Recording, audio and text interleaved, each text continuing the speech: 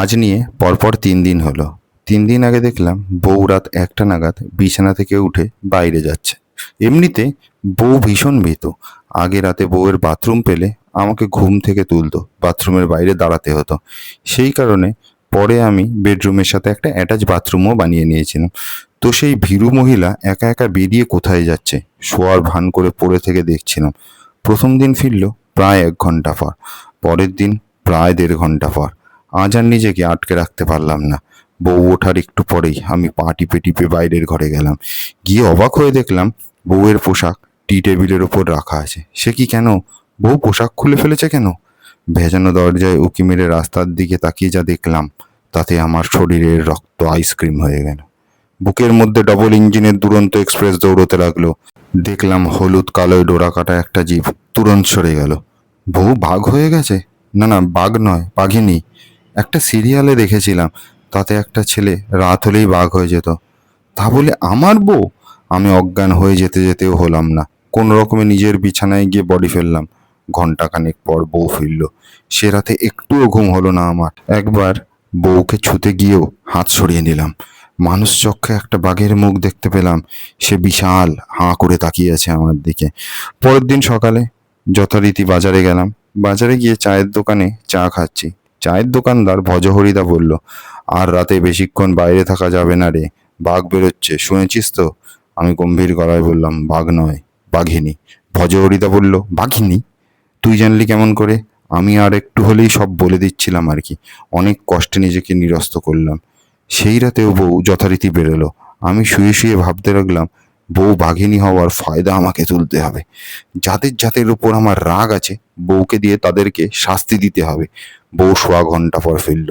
আমি নিশ্চিন্তে ঘুমোলাম। পাশে বাঘিনী বউ থাকলে একটু একটু যেমন ভয় করে, তেমন আবার মনেও হয় যতই হোক ও আমার বিয়ে করা বউ, তাই আমার ক্ষতি করবে না।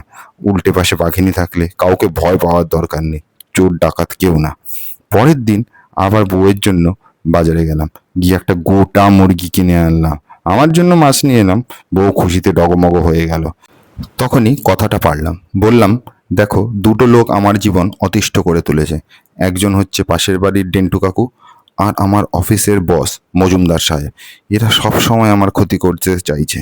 এদের যদি, না মানে প্রাণে মারার দরকার নেই, কেউ যদি কামড়ে পায়ের খানিকটা মাংস তুলে নিত, তাহলে আনন্দের আর সীমা থাকে না।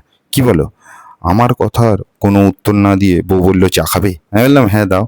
বউ মনে হলো ব্যাপারটা টেক আপ করেছে, তাই প্রসঙ্গটা এড়িয়ে গেল। যাক বাবা, নিশ্চিন্ত, এবার ওরা শাস্তি পাবে। আর কি কি আমার শত্রু আছে তাও ভাবতে শুরু করে দিলাম। সব বেটাকে আমার বাঘিনী টাইট দেবে। বেশি খিদে পেলে খেয়েও নিতে পারে, তাই ভেবেচিন্তে বলতে হবে। সেদিন রাতেও বউ বেরোলো।